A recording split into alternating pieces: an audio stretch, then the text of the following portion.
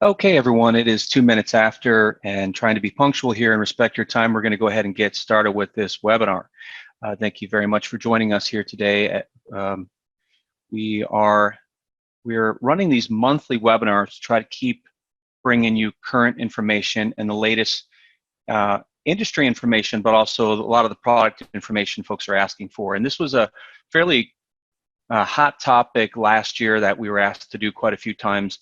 And we do a lot of these sessions with our customers. So the webinar is entitled How to Get Started with Network Automation at Your Enterprise, okay? And here we are at the end of February. So hopefully many of you have projects underway and are looking at automation and how that automation can help accelerate the projects within your organization. So let's go ahead and get to the meat of it.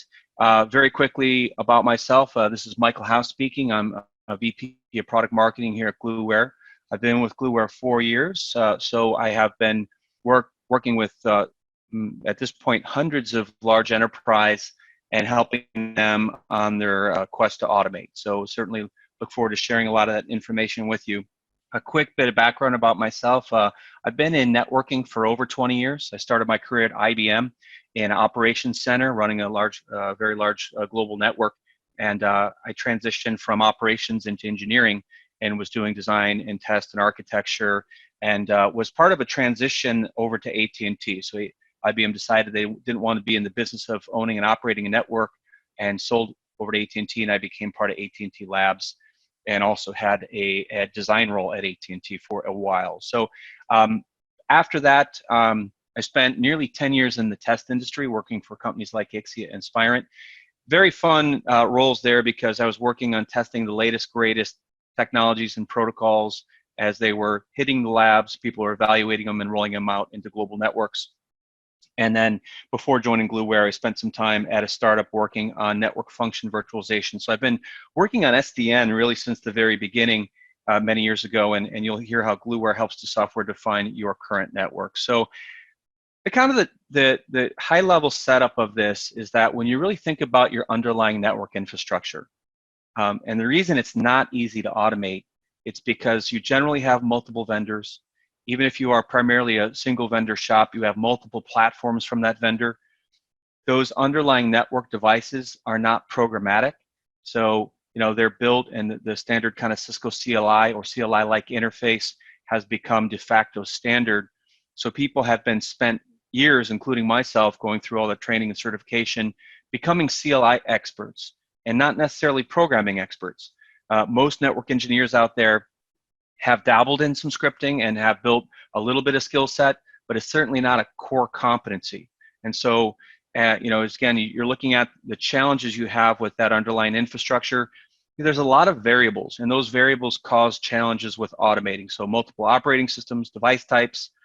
You're challenged with ongoing security issues and the painstaking effort to issue operating system upgrades, and really just working that kind of constant ticket log of changes to the network, but at the same time trying to keep it as stable and maintain the uptime, and that 5 nines of availability on service provider type backbones. And as you look at enterprises, they're still looking at 3 and 4 nines of availability. So it's really challenging, and you end up with paper policies of how the network should be configured, but the reality, the network is not quite what you've defined as standard and optimal. So the network is kind of veered off from being in policy.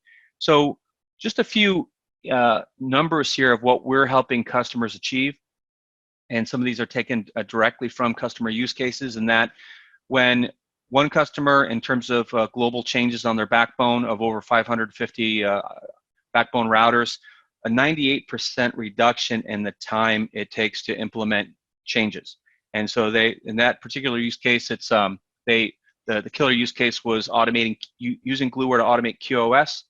And QoS is not a simple feature. If you look at, especially in Cisco, it's class maps and policy maps and port maps, ACLs, quite complex, and especially when you go to apply that to lots of different underlying routing and switching platforms.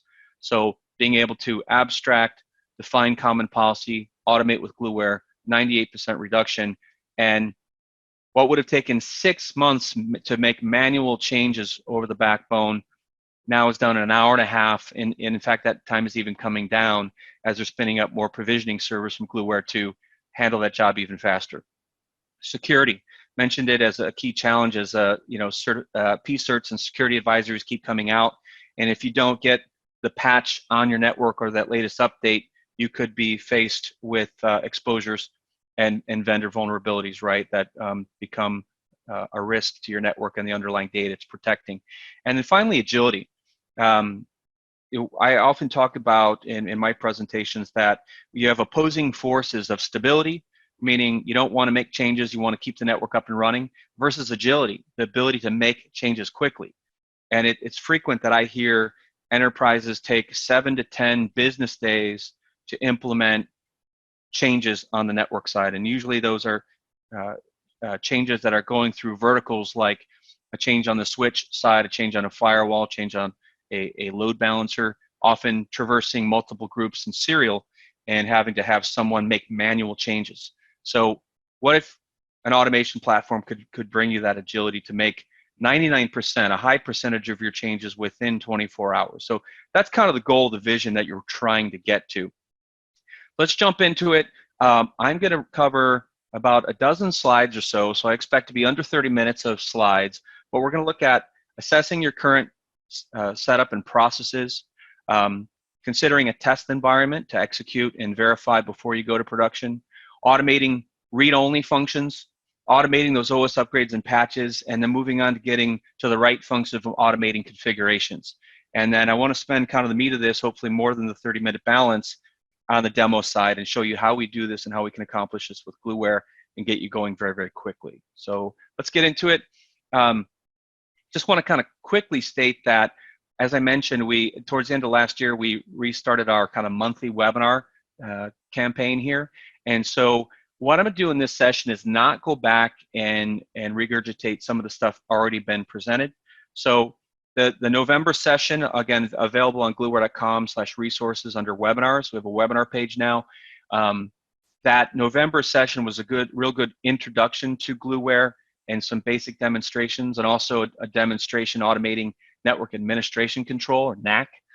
So it's a really good session. And then the December session, we're highlighting how to do the operating system upgrade. So I'm going to touch on it in this presentation, but I'm not going to run a live demo of our OS Manager because we did over 20-minute demo in that last session, so you can check that out. And then to kick off the year, we started with the top use cases for network automation here in 2020. And so we're kind of building off that top 10, which is to get started and get going quickly and automate some of the things that we're going to talk about here. So the starting point, anytime you're really looking at automation and looking at how it can change your organization, it really needs to start, you need to start by kind of looking at your situation, your environment, and understanding where you're coming from. So one of the first questions to answer is, what network domains are you operating and also looking to automate? So that can be the wide area network, it can be the LAN or local area network made up of campus switches and other products. It can be the wireless infrastructure or Wi-Fi infrastructure. It often includes one or more data centers. Many enterprises have rolled out or are beginning to roll out some form of SD-WAN. SD-WAN, while it has inherent capabilities of some automation or template-based config, it's not a full-blown automation solution, and we're going to dive deeper into that in further sessions. Security, I kind of consider a separate domain. Oftentimes, there's separate security teams that own security, and they may have some of their own tools, but sometimes it doesn't cross over, their policies don't cross over into other domains, and we're going to talk about that a little bit. And then cloud, everyone is moving towards public clouds and leveraging cloud as much as they can. And so really kind of looking at what domains specifically are you looking to automate, and then within that, breaking it down. Okay, what vendors do you currently have? For those vendors, which platforms do you have? And then how many of each? As you look at the counts and the numbers, and also perform assessments like what is going to be going away over time, what platforms are we looking to standardize on, you can get a real sense of the variables you're dealing with as you look to automate. And sometimes it makes sense to carve out a certain segment of devices and start there. So maybe you're going to start with your campus switches because there's more uniformity. Maybe you're going to start with branch routers or top of rack switches. But essentially, you want to kind of be in a very well-known state as you progress forward. Next is assessing your current tool, your situation. So when I refer to tools, there's a kind of a big bucket. Really, it's pretty much almost anything in your management plane. So when you think about what tools and functions you're using in the management plane, most organizations have SNMP monitoring. Many organizations have IP-based flow monitoring, like NetFlow type tools.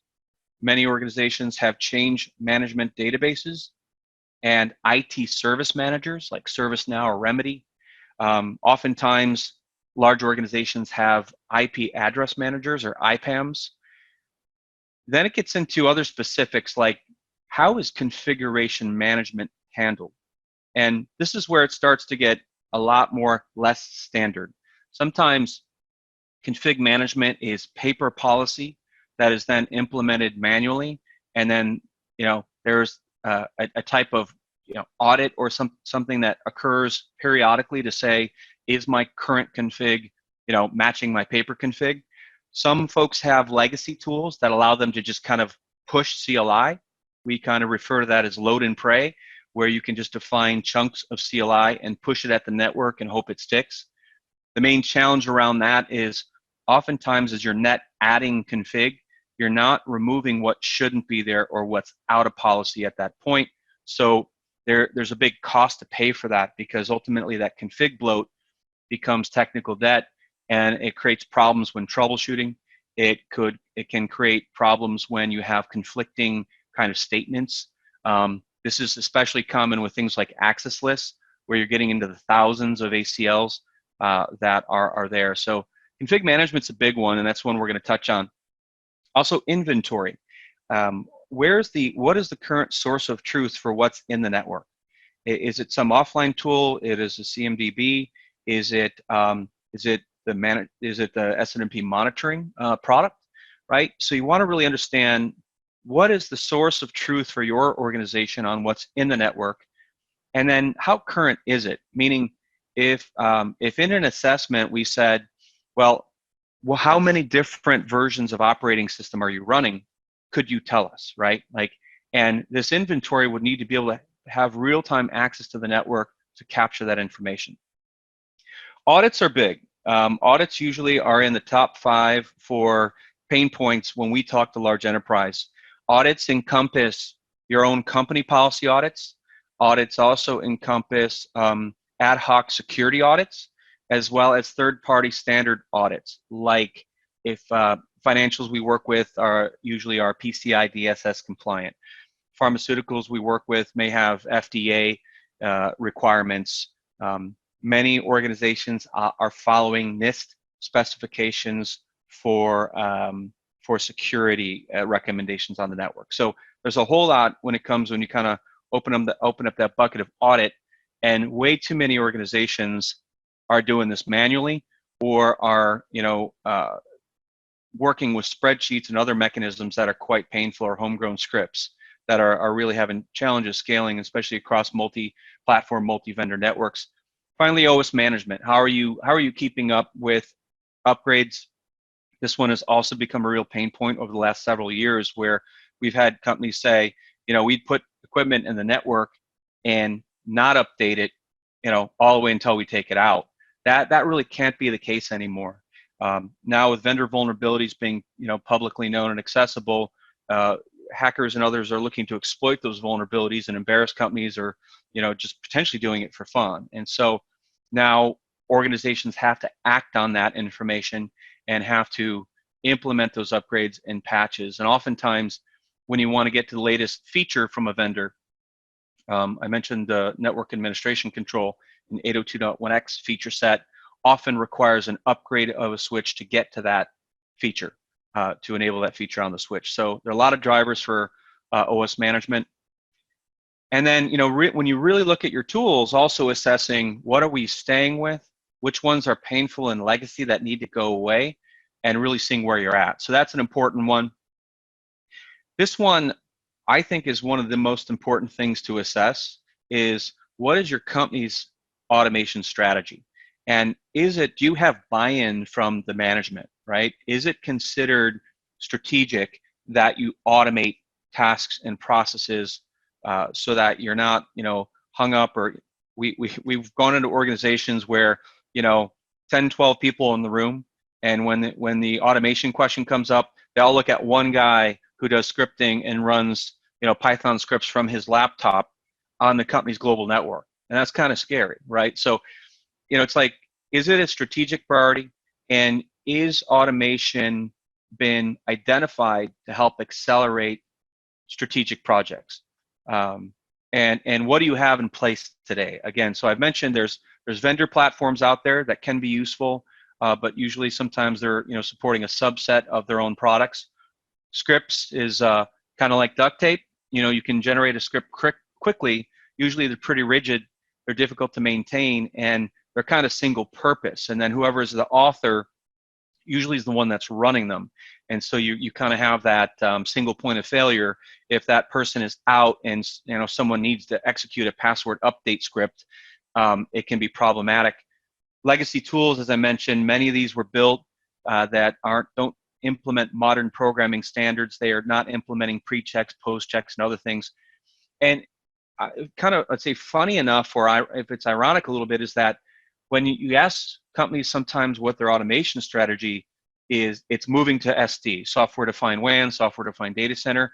And what they're finding after a couple of years of working with these technologies now is that while those technologies do offer improvement in terms of management and centralization, that there's a lot that they don't actually automate, and that those products typically provide an API interface which you're expected to build programming on top of, and so that can be quite challenging.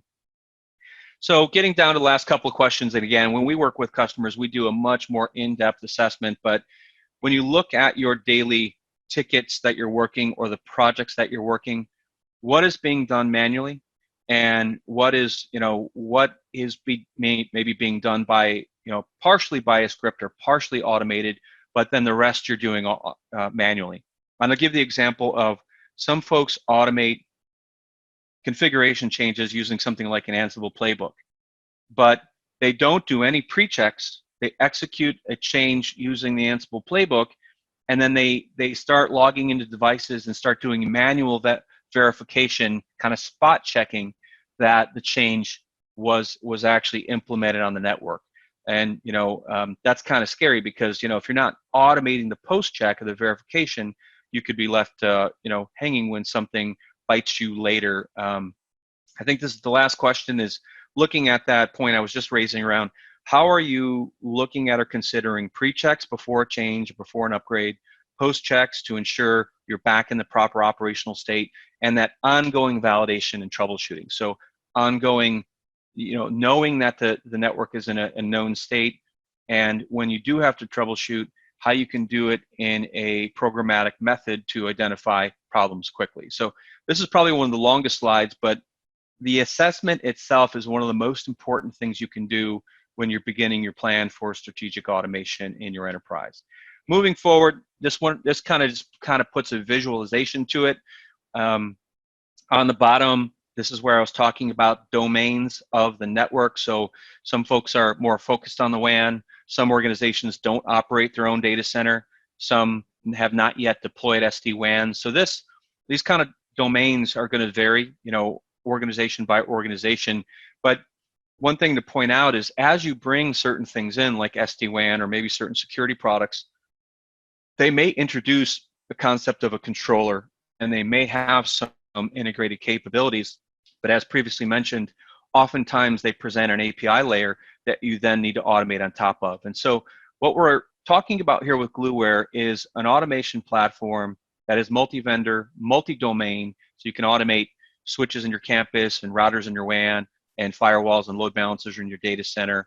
And you can really automate across domains as well. So when you start to look at use cases like unified communication or moving to the cloud or network-wide security, you really kind of need a strategy that is not really kind of isolated per domain. You want something that can kind of uniformly execute policy multi-domain. So that's really more referred to orchestration when you're making changes across different device types as well as different domains, as well as speaking not just CLI to the vendor layer devices, but speaking API to other systems. Now you're beginning to really orchestrate processes and not just task-based automation. On the top layer, these are just some examples of things that exist in the management plane. Again, ticket, IT, service managers, SNMP monitoring, syslog for logging, and using Gluware to interact across those things when needed.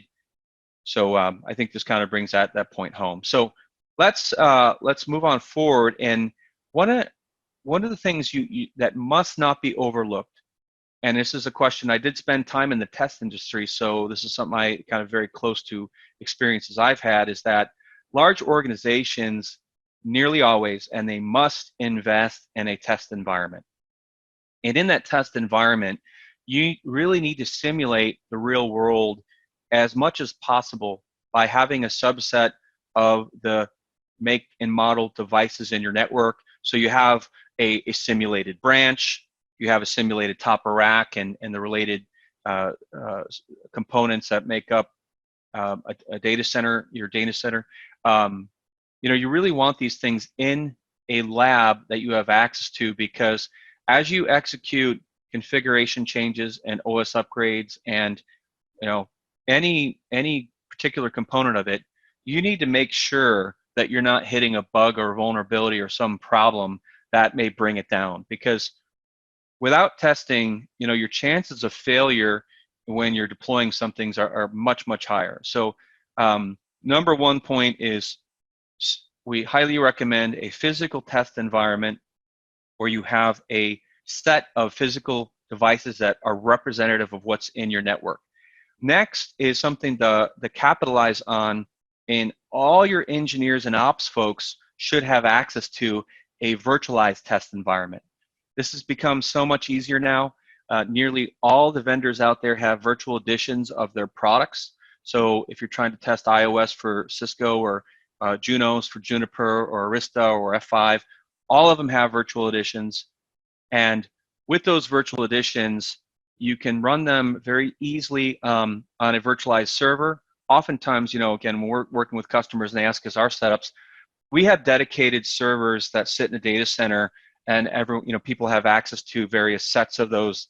Some of us, like myself, have dedicated environments. Others, like in our operations and stuff, they share environments. But like VMware ESXi is a example of a virtualization server, can host these different virtual devices, and then once you log into them or have IP accessibility into them, you SSH into them, you can use Gluware with them in your lab, and they behave just like real devices. The main difference is around probably OS upgrades and things like that, but really a lot of testing and a lot of verification can happen in a virtual environment, maybe before it passes through a last test in the physical before it gets pushed to production. Another quick thing to point out is there's some good simulation tools. Cisco Viral Personal Edition can run up to 20 concurrent devices in a given emulation, and it has most flavors of Cisco operating systems, including iOS, iOS XE, NXOS. It's really useful, even the ASA firewall, things like that. GNS3 is also a very popular simulation tool that supports hosting third-party virtual devices. So again, we're a big proponent of these virtual environments. And with Gluware, your same production instance of Gluware can point to a lab environment. You can do testing and then move things over to your production set. Or you can have a totally kind of air-gapped Gluware instance in your lab that you can then move packages and things and whatever you want to over from the test environment to your production servers. So the other piece to mention is that you don't really want to totally skip thinking about those other pieces that are in the management plane. So, you should have an example of if you're using SNMP monitoring or flow monitoring. If you're in the lab and you're testing QoS for deployment of unified communication, you're also going to want and test and verify that you can make sure it's running properly. So managing that, and then let's say you want in an automated fashion to cut a ticket or an instant to ServiceNow or Remedy. You're going to want to definitely be able to test that to ensure that when a threshold is hit or when some problem happens, that it is actually being cut and someone is looking into it. So we've even in our demos and things, we're using emulations of ServiceNow and other environments.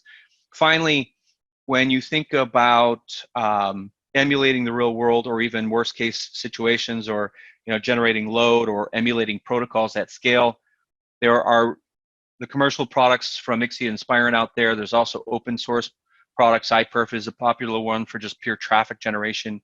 And to really have an environment that is, that you can simulate real world or even stress conditions as you're, verifying your designs, your protocols, and your configs. And so finally, really consider the whole process going from test to production. Many the panacea in NetOps is to be more like DevOps, which has an automated pipeline, and that pipeline goes from the test and validation all the way through publishing in a full circle. And while NetOps isn't really fully there yet, a lot of these processes need to be automated so you can accelerate from verification of your design or verification of an operating system through the virtual environment, through the physical environment, and then be ready to push it to the production environment. So test, we can't stress enough that you don't want to skip that testing phase. Finally, getting into actually automating. So what we advocate, and again, you're driven by different priorities. And we've had a hospital in the Midwest say, we're starting with an automating SNMP v3 change. Merck, as one of our reference customers, came to us, and they had lots of different priorities, but the hottest one at the moment was automating QoS and SNMP and NetFlow to enable changes on their backbone for a move to Azure, the Microsoft Azure cloud. So every organization is driven by different priorities, and when there's something strategic, it is going to get funded, and it's going to get attention. So sometimes you have to move right to the strategic. But what we would advocate is trying to look at moving in a methodical method with the most limited amount of risk, and then gaining confidence in the platform as you grow and do additional things. So start by automating the read only. And some people kind of maybe even overlook this as automation, but it certainly is. One thing I already mentioned, automating inventory. So being able to automate the capture of your network devices and exactly what they're running, capturing the configuration, capturing their versions, their serial numbers, their everything about them, so you can capture and even verify with an external source of truth if necessary. And then the key thing here, and one of our customers, a global engineering firm, onboarded about 1,000 devices, 400 of which were switches, roughly the same platforms. And out of 400 switches, they had over 70 unique operating systems running. And it creates a lot of inconsistency from feature set and bug exposure and other things. So you really want to look at standardization.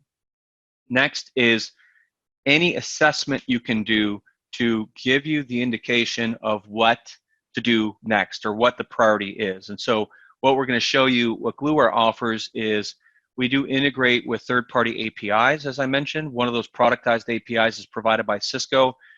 Cisco has an API that if you have a SmartNet contract status, you can request access to the APIs to check end of life, end of sale, SmartNet contract status, and probably most importantly, PCerts or security advisories that have been issued on those devices. So once you run that assessment, you then can plan accordingly. Do you need to plan operating system upgrades because of security advisories? Do you have devices that are going end of sale that you're going to need to plan on swapping out those devices? Are devices falling out of SmartNet contract status, meaning you won't have support from your vendor on those. So, just again, getting that insight to then go ahead and take action. The third one here is automating the monitoring of the configuration that's changing. So a lot of people, everyone thinks monitoring is just SNMP monitoring, and you're pulling MIBs to look at maybe a protocol state or an interface state or a CPU level. Well, you can also monitor configurations. And config drift highlights and identifies exactly what has changed. And again, another example from a customer they had Gluware deployed for a few months, and we walked in and we said, "How's it going? Are you running drift daily? And you schedule these things, you're running it." And just got a big smile, and he said, "Oh, it's excellent," because I said, he goes, "I know what's happening before operations, is whether going to work a ticket and they have some issue, the engineer that's looking at Gluware already knows the problem because they're seeing the config change identified in drift. So he can minimize that troubleshooting time, identify to that ops person exactly what has been changed that is causing that problem." So, again, it's manual changes and things that are causing a lot of issues. And, if you can capture what's changed, and if it's taken something out of policy, or maybe someone during a troubleshooting took off an ACL or added a command and didn't forget to clean it up, drift will capture those. The other insight you get is when you're seeing changes frequently happen. So if you're watching drift and you're saying our ACLs keep getting touched, or some, we're an organization that edits syslog servers fairly often. Whatever is changing in the config are things that should become on the high priority to automate, because those are the things that need to be centrally controlled and implemented, and so that you can automate change using a product instead of manual config. Config audits. I spoke to this one earlier, but the need or the ability to audit for your own company policy, audit for security recommendations, and audit for compliance are significant. And it's really important to companies. In fact, one of our reference customers is MasterCard.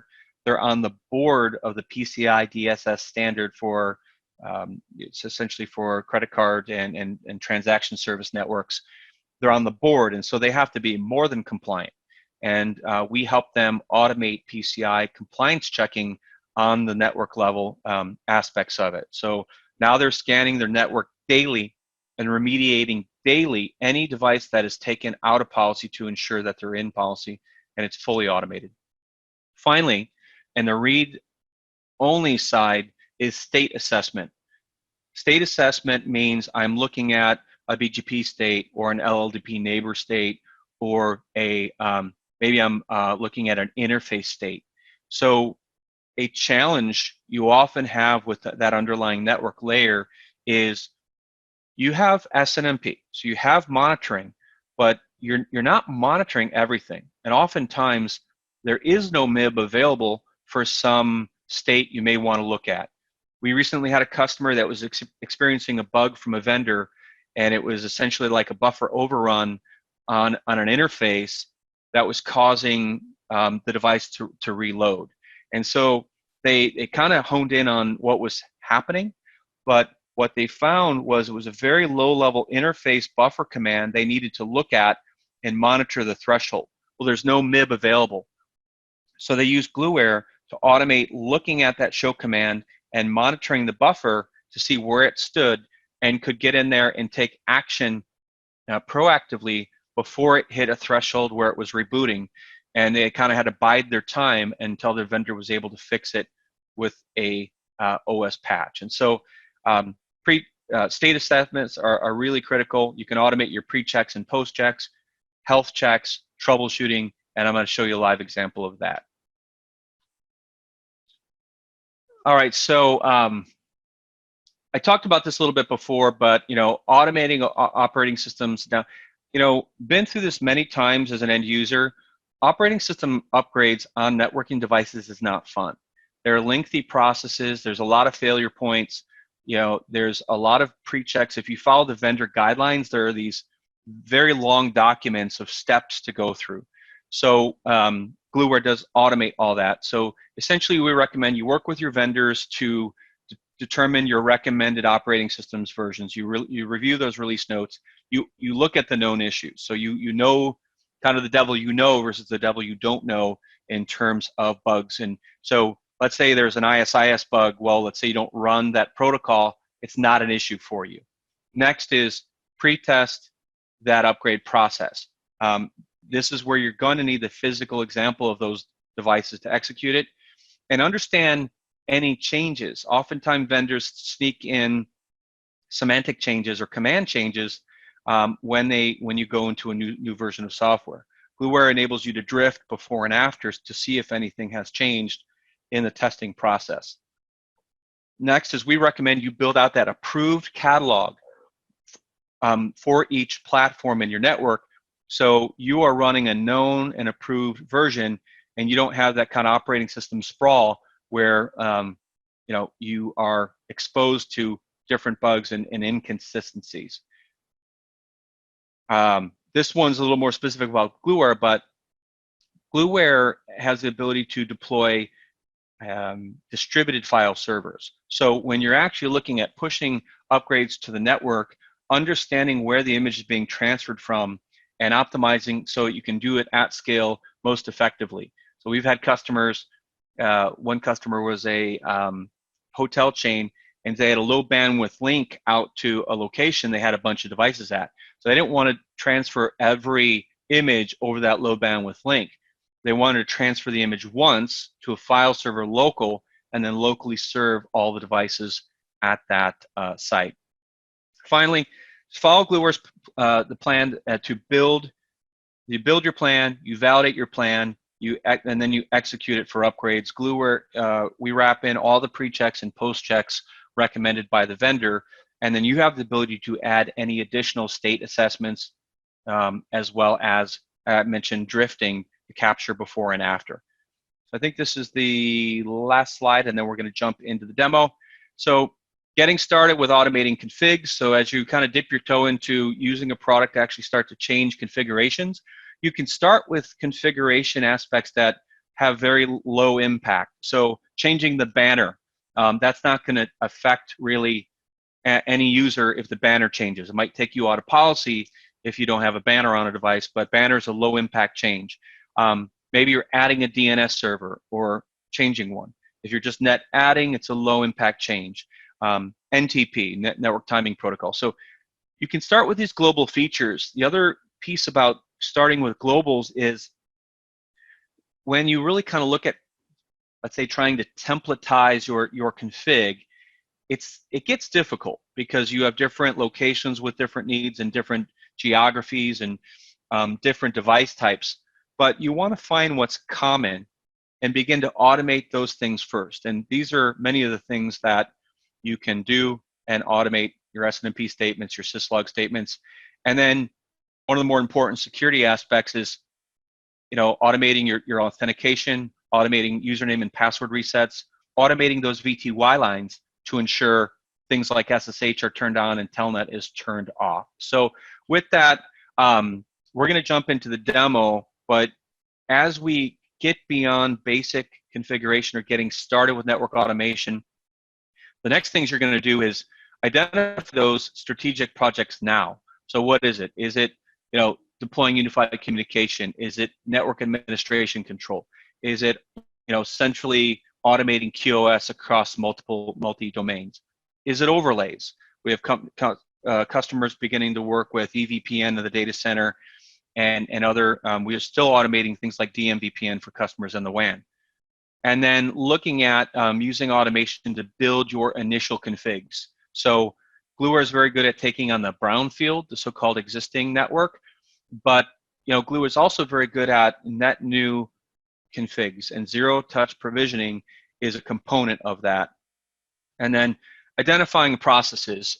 So what are the top tasks and processes that are slowing down and taking up your operations time? And with Gluware, you can implement that as a workflow. And the last one is looking at those third parties. As you look at ServiceNow and Remedy and and other components in your management plane, how you may want to integrate those APIs, and even leveraging Gluware to, if you want to call Gluware via API, the Glue API is a published RESTful API.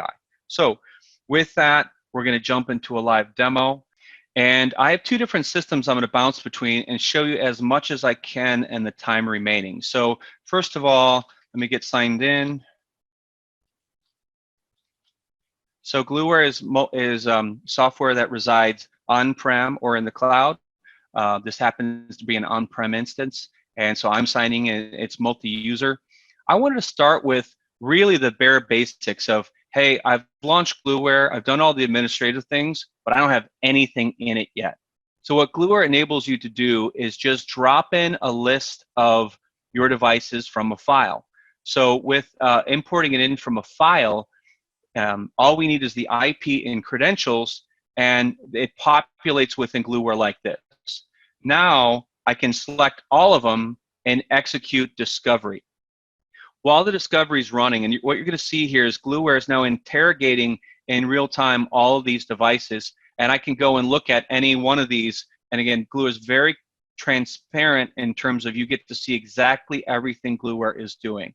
So we don't really hide anything from you, and we have logs of everything. So as we interrogate all these devices, you're seeing the summary level data come back in the grid. So we're pulling in what operating system, what version, the SKUs, serial numbers. We happen to pull the uptime stat for Cisco. So we get a lot of that information, actually in Juniper here at the bottom. So this is the very first step in terms of automating inventory. Gluware executes and updates this device library every time it connects. The other thing you get from that is, if I just look at, I can navigate to any one of these devices, and Gluware is pulling the running config. So that running config is always saved and stored, and you can download it out of Gluware. So it's kind of step number one. I will mention that we're about a month out from our next release, which is 3.7. 3.7 adds the ability to dynamically auto-discover the network. So you seed Gluware with a few seeded devices, and then Gluware will access the device, look at ARP tables, LLDP, and CDP, and discover the network.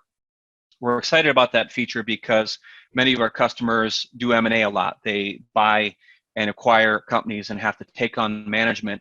And this will give them the ability to kind of not rely on a list of the devices they have in the network. Gluware will just go discover it. And then another thing to point out here, if I just double click on one of these nodes, is you can set the management state. So what's Gluware's role? Managed, meaning we're kind of running all our apps. Unmanaged, meaning we're not doing anything with it really, or inventory only, which you see in this view here. So one last thing to highlight in Device Manager is we are configured to have API access with the Cisco devices. So what I can do is select these devices and execute an API call to say update supported data.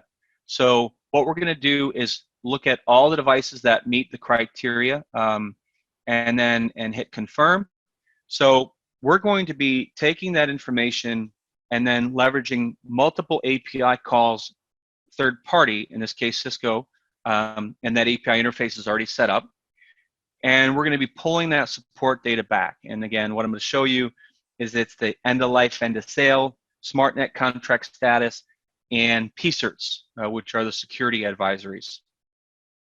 So as this is data, it does take a minute. Obviously, when you're leveraging software calls and things like that, it's going to do it. So while that's running, which is just going to take a minute, I want to quickly show you another environment. As I mentioned, we have a lot of different test environments, and this environment has been set up for more of the multi-vendor. So let me get logged in. And this kind of sandbox, and again, it's more like a test environment, like I was mentioning, is nearly completely virtual. In fact, we're adding some physical devices in, but you can see here in this inventory of virtual A10 and virtual virtual checkpoint, virtual F5s, Palo Alto, Riverbed.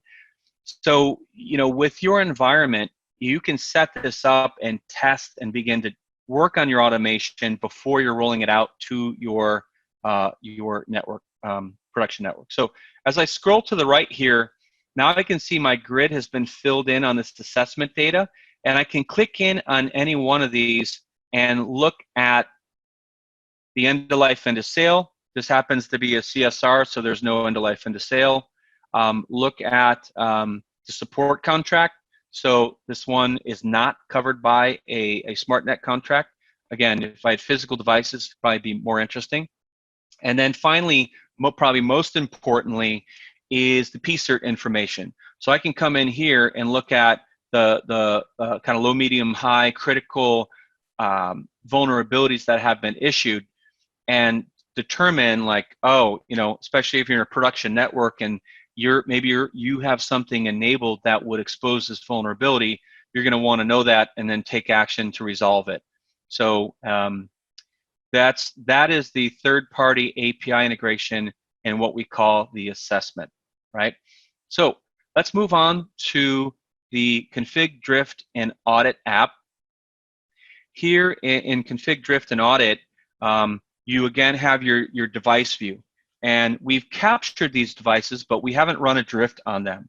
So what we're going to do initially in Drift is you go out and perform a snapshot. When you perform a snapshot in the Drift utility or app, you can do it ad hoc, like I'm doing right now, which is start it right now. You can schedule it, which most of our customers are going to schedule Drift and run it on something like a daily basis where you see exactly what's happening. So again, we're interrogating the devices. We're going to refresh everything you saw in Device Manager, so all that information gets updated every time you run. And then we have an indicator to tell us if drift has occurred or not. So when if I'm an operations user and I'm using Gluware, I sign in the morning and I'm going to say, hey, what changed in my network? And I want to see this, that nothing has changed. But to cause a drift, what I'm going to do is hop over in another area of Gluware that we expose the ability to SSH directly into a node, and I'm going to access this node, and I'm going to cause a drift. So it's connecting in, we're SSHing in, it's got to hop through a proxy here. It takes a minute. So I'm on the console of a Cisco router, and I'm going to do a couple changes to cause drift. So config T, and I'm going to say no.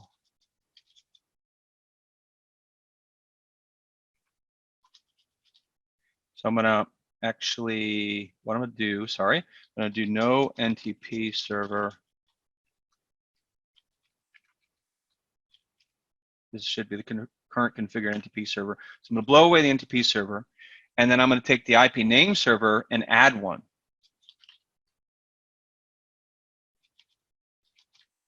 So I'm removing something and also adding something. And I'm going to save that change on that router. So I made a change. So let's go back to Drift. And now, again, let's say we're running every day. I'm just going to re-execute the snapshot and say start. I'm going to do it across all of them because I want to show you our engine runs in parallel. And we're able to connect to hundreds and thousands of devices and execute things like we've executed drift across more than 10,000 devices in under an hour. So the Gluware engine is highly scalable. So running that new drift, I can see change has occurred. I double click in and I get a side-by-side telling me exactly what has changed. And so I can see here, hey, this guy has changed. I had 8.8.8.8. Now I have this. So it's been net added. And then I had NTP and it's been removed. So drift allows you to identify exactly what's happening. So anytime, and this is, the natural state is you say, okay, you're running drift, but I want to know, is a command there, right? And so if you're trying to say, I want to ensure a command exists on the device or a command does not exist on the device, now we're in the realm of audit. And if we have time at the end, we're going to remediate this change here, because I can already hear the questions of, hey, can you remediate that change? and we'll come back and do that. Hopefully we have time. So let me go into the audit side. So let's say you wanted to build it, and I have a few pre-built audits. I was going to build one, but I don't think we're going to have time for me to build it. When you're building your audit, it is made up of rules that are required commands and forbidden commands.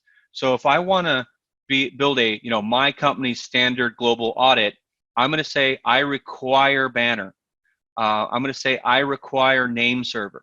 And what you're seeing here are just straight, there's no coding, it's straight vendor CLI plus regex. Regex can allow you to look at something specifically and allow you to take care of variables. So I'm saying I must have a name server configured. And right now, because maybe I have variables in the network, I can say it doesn't matter which name server in this case, or I need to have NTP configured, but it doesn't matter which one is configured. So this is an example of an audit, and again, very easy to build. We've heard of other tools out there that require like an on-staff programmer to maintain their audit tools. These audits can be easily built by network engineers. And so what we don't want to do now is look at our network nodes. Again, we'll select all. Select all, and we're going to run that audit. So I'm going to run right now, and I am going to run, and I want to do don't need to do that. Again, you can run off the capture that's already done, or you can execute a new capture. I'm going to run the standard global audit and say start the audit. So it's auditing the devices. I can see a quick summary here, 9 devices. I had 1 violation. View results.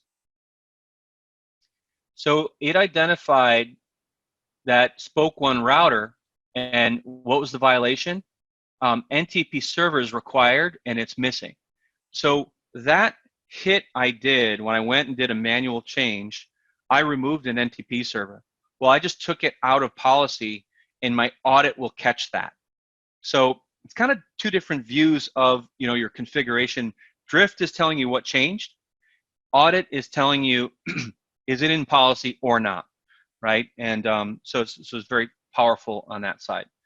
Again, looking to move quick here, I'm going to jump into the, and just to quickly mention, we covered OS Manager, our upgrade utility, which usually probably the next step is looking at executing or automating OS upgrades. We did that pretty extensively in our December webinar, so I would point you back to that one to look at a real in-depth view of how we automate that. But staying on this path of read-only automation, I want to show you one of the latest innovations that we released in 3.6 earlier. It was towards the end of the year. I know I got it. I think it actually formally released in January. I haven't gotten into how we do configuration management yet in this session, but what I'm going to jump to is the newest kind of component added to it is how we expose the ability to automate state assessment.